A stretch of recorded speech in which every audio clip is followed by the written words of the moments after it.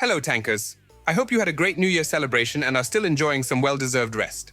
Meanwhile, your humble servant SweatchMan has prepared another new video for you. This time, I'll be talking about the fastest tank lines. With the right approach, you can research all these tank lines in just a week. I've gathered information from my personal experience, having played with every tank in the game over time. As a professional and veteran player, I confidently present this compilation to you. I hope the video will be not only interesting, but most importantly informative. Let's dive in.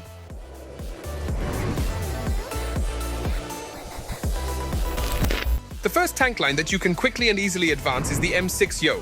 This tank has been in our game for quite some time, and I think there's no need to delve into too many details. In short, let me tell you about it. It's an American heavy tank with good armor and a unique gun. Actually, you have a choice between two guns. However, I would recommend playing with the one that has two shells.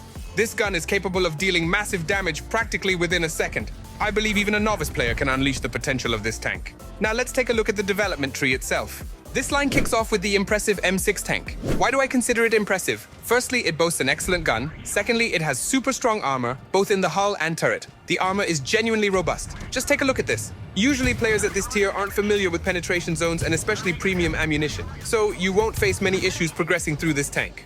Next up is the M7Yo. Honestly, this tank doesn't stand out in any particular way. It's simply good and comfortable. It won't give you any trouble. It comes with a gun that deals a one-shot damage of 310 units, which is quite decent for a tier 7 tank. It also features standard armor and speed for a heavy tank. Overall, you just breeze through this one.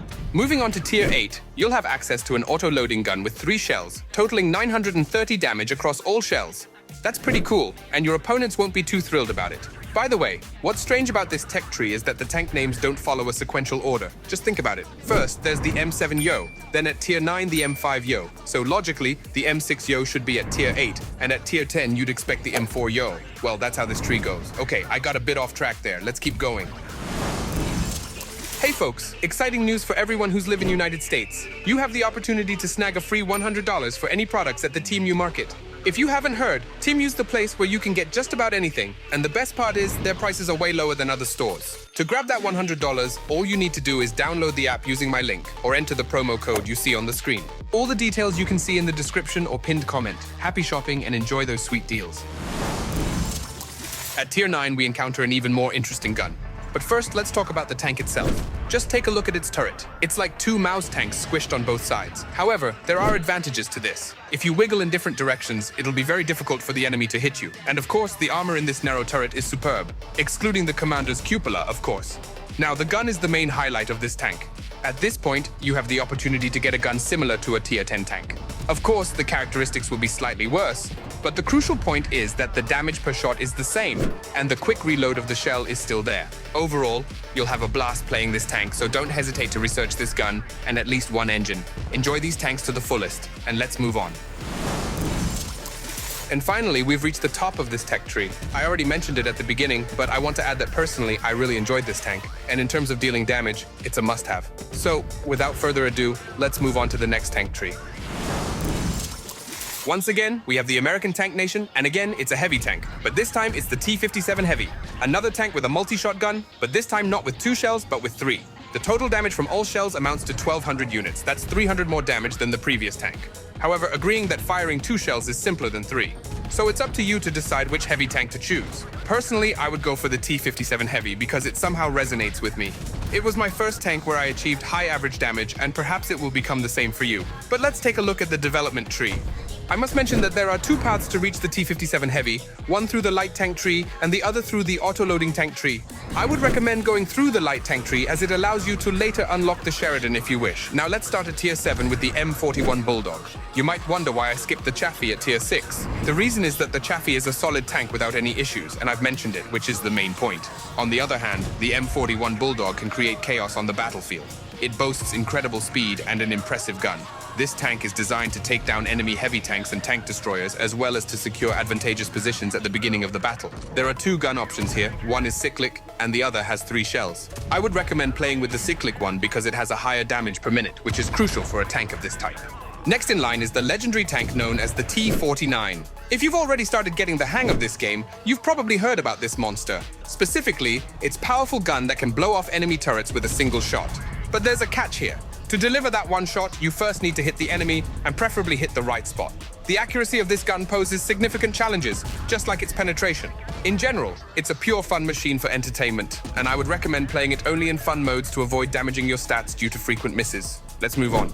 At Tier 9, we get something akin to the T-57 Heavy, but this time it's a medium tank without the cool armor. However, it comes with a 3-shell auto-loading gun and a similar gameplay style. The tank is very easy and enjoyable to play, progressing through it without any issues. In just a few days, you can already afford to buy the T-57 Heavy. This tank is excellent for learning to play with high results, as auto-loading guns are generally easier to master than cyclic ones, especially for newcomers. Personally, I upgraded this tank in just about a week, and that's considering I'm not a fan of playing extensively. Let's now take a look at a non-American tank, for example, the E-100. Perhaps after the general rebalancing of all tanks, it has become less popular than before. However, for many, it remains a tank for chill and relaxation. I personally appreciate the fact that they increased its single-shot damage. The tank is very straightforward and doesn't require any special skills. All you need to do is roll out and deliver a shot to the enemy. It's all very simple. And what's most important is the tech tree of this tank. I would say it's the most enjoyable tree in the entire game because all the tanks here are very comfortable. Let's go through them in order. The VK36.01 is perhaps the most armored tank at Tier 6. Every time I encountered it in battles, it posed a challenge even for the Cromwell B. Trying to penetrate it, even with premium ammunition, was quite a task. Additionally, this tank comes equipped with an excellent gun, making it a popular choice in Tier 6 tournaments, consistently so. However, the next tank, in my opinion, is even more interesting. The Tiger 1 maintains that super cool armor. There's this area that seems penetrable at first glance, but it's actually a fake screen. Even I often shoot there because I forget about it. Most players aren't aware that it's not penetrable, which can work to your advantage. Besides the armor, the tank boasts excellent speed and a simply fantastic gun, powerful and comfortable. What more could you ask for? Overall, it's a superb machine for breaking through lines and increasing your win rate. The Tiger 2, I would say, is the strongest upgradable tank at Tier 8. Unfortunately, the Caernarvon is there, but the Tiger 2 is certainly no worse, and in some cases, even better. Just look at that armor. How do you even penetrate it? Even with premium rounds, penetrating it is very challenging. Additionally, don't forget that the tank comes with an incredibly comfortable gun and decent dynamics. I would personally upgrade this tank to the top and keep it in the garage for chilling with friends in platoons and occasionally playing Tier 8 tournaments. Let's move on. The E75 at Tier 9, I would say, is the least popular tank in the entire tree. But that doesn't mean it's bad. In some ways, it's even underrated. It still features impressive armor and a powerful, comfortable gun. What more do you need for an enjoyable gameplay? The only thing is that you'll have to play quite a bit, as you need a total of 259,000 experience points to reach the E100. But I don't think that'll be a problem. Play in any mode, and before you know it, you'll have the E100 fully upgraded.